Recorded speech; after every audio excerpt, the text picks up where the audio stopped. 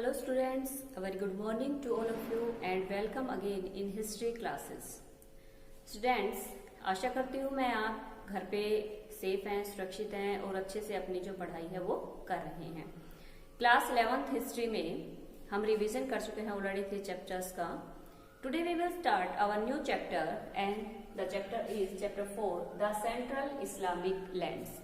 Islamic lands it means कि जो इस्लाम धर्म के बारे में हम इस चैप्टर में रीड करने वाले हैं वो किस प्रकार से इस्लाम धर्म के जो फाउंडर थे वो कौन थे, किस प्रकार से इस्लाम धर्म जो था वो स्टार्ट हुआ, फाउंडर कौन बने, किस प्रकार से उसका एक्सपेंशन हुआ, ये सारे ही इस चैप्टर में हम रीड करेंगे। उसके बाद जो इनमें खलीफा आते हैं उनकी क्या सीरीज थी, कौन इसके फाउंडर थे, किस प्रकार से लोगों ने इस धर्म को फॉलो करना शुरू किया था। Let's start our chapter the central Islamic lands basic information. सबसे पहले हम देखेंगे इस्लामिक लैंड्स के बारे में, इसकी जो बेसिक इंफॉर्मेशन है उसके बारे में रीड करेंगे कि क्या बेसिक इंफॉर्मेशन है इसकी। Areas of central Islamic lands from Egypt to Afghanistan. देखो सबसे पहले इसकी लोकेशन देखते हैं कि जो इस्लामिक जो धर्म था उसका जो उदय हुआ था वो हुआ था अरब क्षेत्र में, यानी कि अरब जो एरियाज था उसमें। अब देखते हैं कि इसका जो एक्सपेंशन था वो कहाँ से लेके कहाँ तक था। इसका एक्सपेंशन था इजिप्ट जो मिस्र है, मिस्र से लेके और अफगानिस्तान तक का जो एरिया था वो पूरा का पूरा जो एरिया काउंट हो रहा था वो अरब क्षेत्र में काउंट हो रहा था और वहीं पर इस्लामिक जो धर्म है वो फैलना शुरू हुआ था। अब इसमें इंक्लूड था अरेबियन पेनिनसुला, अरब क्षेत्र का पार्ट, अरेबियन पेनिनसुला वाला जो एरिया है वो भी इसमें इंक्लूड था। इजिप्ट से लेकर मिस्र जो अफगानिस्तान तक का एरिया था वो भी इसमें शामिल था। तो बेसिक इंफॉर्मेशन में हम देखते हैं कि अरब क्षेत्र में मिस्र से अफगानिस्तान का जो एरिया था वो पूरा का पूरा इसमें इंक्लूड था। अब उसके बाद देखते हैं period of rise and growth of Islamic civilisation. कि देखो हम इसमें रीड कर रहे हैं इस्लामिक जो रिलीजन है उसकी बेसिक इंफॉर्मेशन के बारे में जान रहे हैं कि जो इस्लाम धर्म था वो कौन कौन से एरियाज में फैला हुआ था। अब उसके बाद बात आती है कि किस प्रकार से जो इसका टाइम पीरियड क्या था राइज होने का और साथ में इसकी जो ग्रोथ थी, इसका एक्सपेंशन था उसका टाइम पीरियड। तो वो टाइम पीरियड था 600 से लेके 1200 सी तक का, यानी 600 से लेके 1200 सी तक का जो टाइम पीरियड था इसमें वो स्टार्ट हुआ। उसके बाद धीरे धीरे उसका विस्तार हुआ। तो ये सारी की सारी चीजें आज इसमें हम जो रीड करने वाले हैं। अब उसके बाद इस्लामिक जो सिविलाइजेशन थी उसकी बेसिक इंफॉर्मेशन हमें कहाँ से मिलती है, कौन कौन से हमारे पास वो सोर्स हैं जिनसे हमें इनकी बेसिक इंफॉर्मेशन मिलती है। तो सोर्स में हम सबसे पहले स्रोतों में देखते हैं कि कौन कौन से स्रोत हमारे पास हैं। सबसे पहले semi historical works, second documents and third is travellers. अब इसमें देखो सबसे पहले आता है सेमी हिस्टोरिकल वर्क्स। जो सेमी हिस्टोरिकल वर्क्स में क्या आता है कि आपके जो अर्ध ऐतिहासिक स्रोत हैं वो आते हैं। इसमें क्या आएगी, सबसे पहले biographical reports of the saying and doing of the prophet Muhammad की, यानी कि जो फाउंडर थे इस्लाम धर्म के, प्रोफेट मोहम्मद की जो जीवनी है, जो उनकी बायोग्राफी है, वो हमारे पास मेन सोर्स है इस चीज का कि इस्लाम धर्म का उदय और उसका एक्सपेंशन, उसका टाइम पीरियड, सारी की सारी चीजों की इंफॉर्मेशन हमें मिलती है। साथ में पैगंबर मोहम्मद ने जो अपनी शिक्षाएं दी, जो टीचिंग्स दी, उनको भी हम एक सोर्स के रूप में ही यूज करते हैं। तो ये सारी चीजें हमारी जो है वो किस में काउंट होंगी, ये काउंट होंगी हमारी सेमी हिस्टोरिकल डॉक्यूमेंट्स में। अब उसके बाद सेकेंड सोर्स आता है हमारे पास डॉक्यूमेंट्स, यानी कि डॉक्यूमेंट्स में हम क्या करते हैं क्रिश्चियंस क्रॉनिकल्स और लीगल टेक्स्ट। इसमें क्रिश्चियंस जो क्रॉनिकल्स हैं, क्रिश्चियन लोगों के, ईसाई धर्म को अपनाने वाले जो लोगों के, उन्होंने इस्लाम रिलीजन के बारे में क्या लिखा, ये भी हमारे पास एक क्या है बेसिक इंफॉर्मेशन हमें मिलती है किस चीज की, इस्लामिक सिविलाइजेशन की। यानी कि क्रिश्चियन इस्लाम धर्म और जो ईसाई धर्म था, ईसाई धर्म ने अपने अपने टेक्स्ट में, अपनी अपनी बुक्स में इस्लाम धर्म के बारे में जो बातें लिखी हैं वो हमारे पास आज डॉक्यूमेंट्स के रूप में अवेलेबल हैं, जिनसे कि हम पता लगा सकते हैं कि किस प्रकार से दोनों ही धर्म के बीच में कन्फ्रंटेशन था, किस प्रकार टकराव हुआ। ये सारी की सारी चीजें हमें इन्फॉर्मेशन इसकी देते हैं। सेकेंड है लीगल टेक्स्ट। लीगल टेक्स्ट में क्या आती है, लीगल टेक्स्ट में आती है वो सारी चीजें जो कानूनी संहिताओं का रूप धारण कर लेती हैं, यानी कि उनके इस्लाम धर्म के बनाए गए जो कानून थे उनको भी हम आज डॉक्यूमेंट्स के रूप में यूज करते हैं। उसके बाद आता है ट्रेवलर्स। अब इसमें आते हैं जो यात्री उस टाइम पीरियड के दौरान, यानी कि 600 से लेकर 1200 तक के टाइम पीरियड के दौरान जितने भी ट्रेवलर्स गए, जिन्होंने भी बुक्स वगैरह लिखी, जिन्होंने भी इस्लाम के बारे में लिखा, इस्लाम रिलीजन के बारे में लिखा, वो सारी की सारी चीजें हमारी किसके यूज करते हैं, हम उन्हें अपने सोर्सेज के रूप में यूज करते हैं। तो सोर्स के रूप में इस्लामिक सिविलाइजेशन के लिए हमारे पास क्या क्या अवेलेबल है? First of all semi historical works, second is documents and third is travellers. इसमें क्या चीजें आती हैं? जो यात्री थे, यात्रा करने वाले उस टाइम पीरियड के दौरान, उनके सारे के सारे जो चीजें हैं वो आज हम सोर्स के रूप में यूज करते हैं। अब उसके बाद हम बात करेंगे इसमें कि जो इस्लाम धर्म था उसका उदय किस प्रकार से हुआ था। The rise of Islam in Arabia, अरब क्षेत्र में इस्लाम धर्म के उदय के बारे में हम बात करते। इसके बाद हम बात करते हैं इस्लाम धर्म के राइज की, कि अरब क्षेत्र में जो इस्लाम धर्म था उसका राइज किस प्रकार हुआ, उसका जो उदय था वो किस प्रकार हुआ। तो अरब बिफोर मोहम्मद, यानी कि पैगंबर मोहम्मद जो कि इस्लाम धर्म के फाउंडर थे, उनसे पहले जो अरब क्षेत्र था, अरब वाला एरिया था, वो किस प्रकार का था। थोड़ा सा डिस्क्रिप्शन देखते हैं इसका। Before the prophet Mohammed the Arab were divided into tribes. अरब वाले क्षेत्र से पहले कह सकते हैं कि पूरा का पूरा ये एम्पायर के रूप में स्टेब्लिश नहीं था, एक साम्राज्य के रूप में नहीं था, बल्कि किस में डिवाइड था? ये छोटे छोटे ट्राइब्स थे, कम्युनिटीज थी जो अलग अलग स्थानों पर रहती थी, और इनको बोलते थे उसमें कबीला, यानी कि कबीलाज में डिवाइड था, कबीला इनको बोलते थे। तो प्रोफेट मोहम्मद के आने से पहले जो अरब क्षेत्र का छोटे छोटे ट्राइब्स में डिवाइड था, जिसमें अलग अलग जो जातियां थी, जनजातियां थी, वो अलग अलग स्थानों पर रहती हैं। यानी कि कह सकते हैं कि उस एम्पायर में उस टाइम पीरियड के दौरान कोई किसी प्रकार की यूनिटी वहां पर नहीं दिखाई देती थी। अब उसके बाद आती है मैनी अरब ट्राइब्स वर नोमैडिक। अब जब ये अरब क्षेत्र में जो ये कम्युनिटीज हैं, जो अलग अलग ट्राइब्स हैं, ये क्या थी? ये नोमैडिक थी। नोमैडिक का मीनिंग क्या होता है? आप एक स्थान से दूसरे स्थान पर जो घूमने वाली जातियां होती हैं, जनजातियां होती हैं, उनको बोलते हैं नोमैडिक। यानी कि खानाबदोश टाइप के जो लोग थे उनके लिए वर्ड यूज होता है नोमैडिक। तो ये क्या थे? ये सारे के सारे एक स्थान पर स्टेबल नहीं थे। ये क्या करते थे? एक स्थान से दूसरे स्थान पर घूमते रहते थे। जो ट्राइब्स थी, जो कबीलेज थे, इन कबीलाओं के जो लोग थे वो क्या करते थे कि कभी एक स्थान पर चले गए, कभी दूसरे स्थान पर चले गए। तो इस प्रकार से ये क्या थे? ये जो ट्राइब्स थी ये नोमैडिक थी। यानी कि किसी ने भी इस बारे में विचार नहीं किया था कि हम एक अपना अलग जो कह सकते हैं एम्पायर स्टैब्लिश करें, एक पूरे का पूरा जो राज्य है वो स्टैब्लिश करें। बल्कि ये लोग क्या करते थे कि अलग अलग कबीले थे, अलग अलग जगहों पर जाते, वहां थोड़े दिन के लिए रुकते और उसके बाद दूसरी जगह पर जाना स्टार्ट हो जाते थे। उसके बाद आती है बात पैगंबर मोहम्मद के टाइम पीरियड के दौरान, कि जो मक्का था वो इम्पोर्टेंस का एक सेंटर बन गया था। एक कह सकते हैं कि मक्का का जो महत्व था वो अचानक से बढ़ने लग गया था। मक्का को क्या है? मक्का को आज भी और उस टाइम पीरियड के दौरान भी बहुत ही पवित्र स्थान मानते हैं जो मुस्लिम लोग होते हैं वो, और सभी के सभी मुस्लिम साल में एक बार वहां पर हज की यात्रा के लिए जरूर जाते हैं। प्रेजेंट टाइम में भी हम देखते हैं कि कहते हैं कि जो वर्ल्ड के जितने भी मुस्लिम लोग हैं, एक बार साल में एक बार उनके लिए कह सकते हैं कि ये जरूरी भी है, और साथ में कह सकते हैं कि उसकी इम्पोर्टेंस इतनी ज्यादा है कि एक बार वहां पर लोग जो मुस्लिम लोग होते हैं वो जरूर जाते हैं। तो मक्का की जो इम्पोर्टेंस बढ़नी स्टार्ट हो गई थी। Structures like cube known as काबा।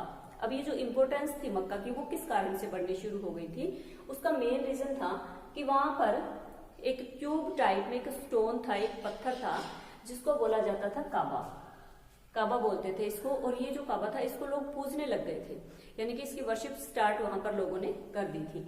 और इसी के कारण कहते हैं कि जो मुस्लिम लोग थे वो इस काबा की जब पूजा करने शुरू कर दी गई, तो जो मक्का था कह सकते हैं कि ये इस्लामिक जो रिलीजन था उसका सेंटर था। इस कारण से धीरे धीरे जो मक्का की इम्पोर्टेंस थी वो बढ़नी शुरू हो गई थी। अब उसके बाद आता है मक्का की जो लोकेशन हम देखेंगे, कि Mecca was located on the cross road of a trade route between Yemen and Syria. मक्का की जो लोकेशन देखेंगे तो इसका जो इम्पोर्टेंस थी, एक तो मैंने आपको बताया कि जो लोग उसको पूजने लग गए थे उसके कारण भी इसकी इम्पोर्टेंस बढ़नी शुरू हुई। दूसरा ये क्या था कि ट्रेड रूट था, ये एक व्यापार का जो मार्ग था मेन कह सकते हैं वो था, इसलिए यहाँ पर ट्रेडिंग के लिए भी लोगों का आना जाना इसी कह सकते हैं कि इसी रूट के द्वारा होता था। और ये कहाँ पर लोकेटेड था? Between the Yemen and Syria. Yemen और जो सीरिया कंट्री है उनके बिटवीन, उनके बीच में, उनके लिंक के रूप में ये क्या था? स्टेब्लिश था। और उस प्रकार से जो मक्का था वो एक क्या कह सकते हैं कि क्रॉस रोड था, किसके लिए? यमन और सीरिया के लिए एक ट्रेड रूट पे। तो इसी प्रकार प्रकार हमने देखा कि जो इम्पोर्टेंस थी मक्का की, जो महत्व था वो लगातार कंटिन्यू, इसका जो महत्व था वो बढ़ता जा रहा था। और यही आगे चलकर क्या होगा कि एक कह सकते हैं इस्लामिक रिलीजन के सेंटर के रूप में स्टेब्लिश होगा, जिसकी की जो मान्यता है आज तक भी रखी हुई है। अब उसके बाद आते हैं, बात करते हैं हम प्रोफेट मोहम्मद के बारे में। इस्लाम धर्म में प्रोफेट मोहम्मद जो कि इस्लाम धर्म के फाउंडर थे, स्टेब्लिश करने वाले थे, और जिनको आज लोग जो मुस्लिम लोग हैं वो भगवान के रूप में पूजते हैं। प्रोफेट मोहम्मद थे, उनका जन्म हुआ था 570 और इनकी डेथ हुई थी 632 CE में, यानी कि 570 में इनका जन्म हुआ और 632 ईस्वी में इनकी डेथ हो गई थी, इनकी मृत्यु हो गई थी। अब उसके बाद बात आती है पैगंबर मोहम्मद की, थोड़ा सा इनका जो जीवनी है वो देखते हैं। वाज बोर्न इन 570 CE में अरेबियन सिटी है मक्का, जो कि सऊदी अरब वाले पार्ट में पड़ता है। इसमें क्या था कि यहाँ पर जो पैगंबर मोहम्मद थे उनका जन्म हुआ था। Muhammad is prophet and founder of Islam. अब जो पैगंबर मोहम्मद हैं वो क्या थे, वो इस्लाम धर्म के फाउंडर थे, और साथ में क्या थे, उनको प्रोफेट कहा जाने लगा था, यानी कि लोग भगवान के रूप में पूजने लगे थे। धीरे धीरे कहते हैं कि जब प्रोफेट मोहम्मद ने लोगों को देखा कि किस प्रकार जो लोग हैं वो दुखी हो रहे हैं, तो उन्होंने क्या किया कि उन्होंने इस्लाम धर्म को स्टैब्लिश किया, उसके फाउंडर बने और लोगों को धीरे धीरे शिक्षाएं देने शुरू कर दी। और कहते हैं कि एक टाइम पीरियड के दौरान इनके जो फॉलोवर्स थे, इनके जो अनुयायी थे, इनको मानने वाले जो लोग थे वो बहुत ज्यादा संख्या में बढ़ने लग गए थे। इस प्रकार कहते हैं कि प्रोफेट मोहम्मद को लोग भगवान के रूप में पूजने लगे। इन्होंने इस्लाम धर्म की स्थापना की। इस्लाम धर्म की स्थापना के बाद इन्होंने कह सकते हैं कि फॉलोवर्स बढ़े, तो दूसरी तरफ अपोजिशन में भी, इनके विरोध में भी लोग आने लगे थे।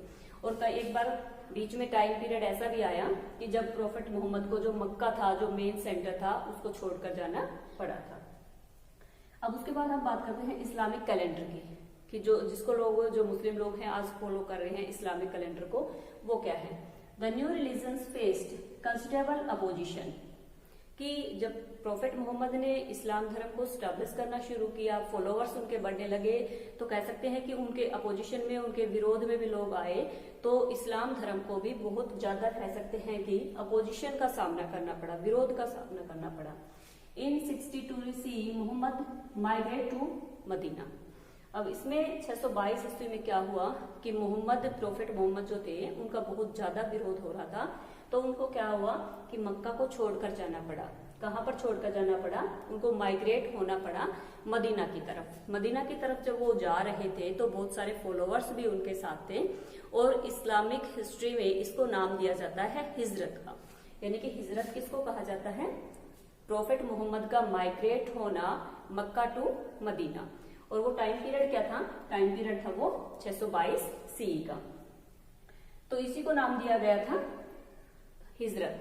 अब उसके बाद बात आती है मुस्लिम कैलेंडर हिजरी। जो ये हिजरी वर्ड है, हिजरी इरा जो इनका कैलेंडर है, वो यहीं से निकला है, इसी हिजरत से निकला है।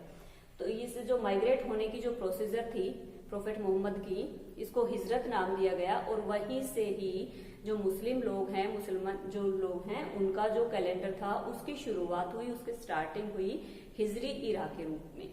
हिजरी ईयर्स स्टैब्लिश उमर इन 62 CE। अब इसको देखो, स्टैब्लिश करने वाले कौन हैं, जो खलीफा बने थे इसके बाद प्रोफेट मोहम्मद के बाद 622 ईस्वी में उन्होंने इसको हिजरी जो कैलेंडर थे इसकी शुरुआत कर दी थी।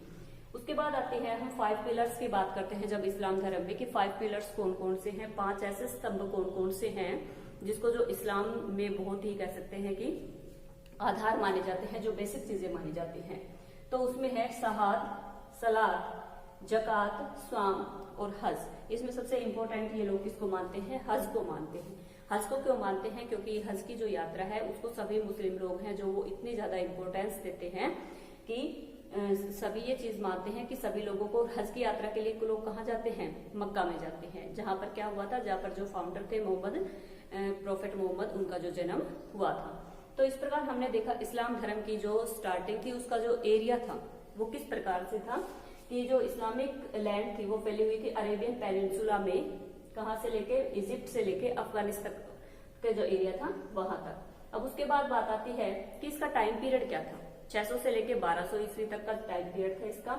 सोर्स हमें इसके कौन कौन से हैं, semi historical works, documents and travels. इसमें क्या आती है, प्रोफेट मोहम्मद की शिक्षाएं जो दी गई है, उसके बाद आते हैं जो ट्रेवलर्स, जो इस टाइम पीरियड के दौरान लोग आए, और बाकी उसके बाद जो लीगल टेक्स्ट है, लीगल टेक्स्ट यानी कि जो इनकी कानूनी संहिताएं हैं उनको भी हम एक टेक्स्ट के रूप में आज यूज करते हैं।